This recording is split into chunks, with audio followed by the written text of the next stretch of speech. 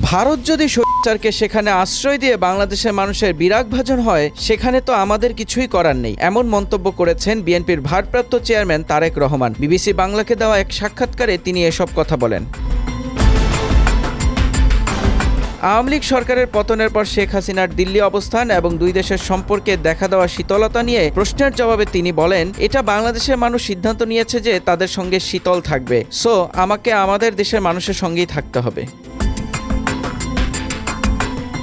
ভারতের সঙ্গে ভবিষ্যৎ সম্পর্কের নীতি নিয়ে তারেক রহমান বলেন, সবার আগে বাংলাদেশ, আমি আমার দেশের মানুষের স্বার্থ আগে দেখব, দেশের স্বার্থ রক্ষা করব, কোনো নির্দিষ্ট দেশের প্রতি পক্ষপাতের প্রশ্নই আসে না, বাংলাদেশের স্বার্থকেই আমরা আপহোল্ড করব। তিনি আরও বলেন, আমার দেশের স্বার্থ রক্ষার প্রশ্নে আমি আপোষহীন, সেটা যে দেশের সঙ্গেই সম্পর্ক হোক না কেন, বাংলাদেশের জনগণের কল্যাণই হবে আমাদের নীতির ভিত্তি।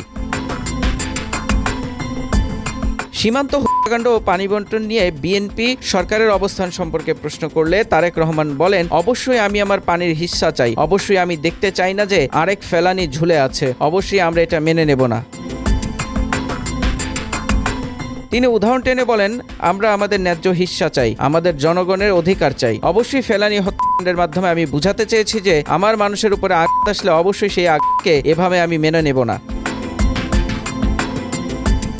প্রায় 2 দশক পর কোনো গণমাধ্যমের মুখোমুখি হয়ে এবার দীর্ঘ সাক্ষাৎকার দিলেন বিএনপির ভারপ্রাপ্ত চেয়ারম্যান তারেক রহমান। বিবিসি বাংলার এই সাক্ষাৎকারে তিনি ভারতের সঙ্গে সম্পর্ক, সংস্কার এবং বাংলাদেশের বর্তমান রাজনীতির নানা দিক তুলে ধরেন। লন্ডন থেকে ভার্চুয়ালি যুক্ত হয়ে দেওয়া এই সাক্ষাৎকারের দ্বিতীয় ও শেষ পর্ব প্রকাশিত হয় 7 অক্টোবর।